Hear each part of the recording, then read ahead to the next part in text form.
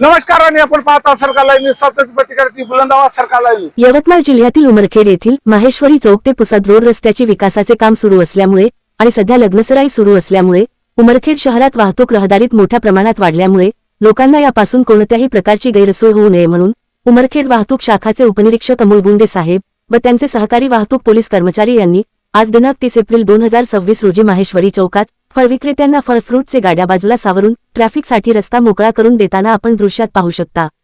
तसेच उमरखेड पुसद रस्त्याच्या विकासाचे काम सुरू असल्यामुळे माहेश्वरी चौक पासून कृषी उत्पन्न बाजार समितीपर्यंत वाहतूक कोंडी होऊ नये याकडे लक्ष देऊन वाहतूक सुरळीत करीत आहे।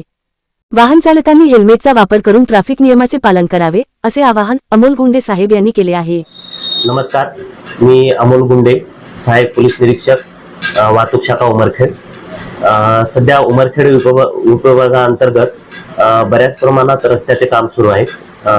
त्यामध्ये पुसद रोडचे काम सुरू आहे आणि तो रस्ता खूप अरुंद असल्यामुळे आपल्याला तिथून वाहतूक डायव्हर्ट करणे गरजेचे आहे। तर मी या माध्यमातून जनतेला सर्व आवाहन करू इच्छितो की चक्रधर हॉटेल पासून आपण जे मोठे वाहन आहेत, अवजड वाहन आहेत, हे आपण महागाव रोडकडे डायव्हर्ट करावे।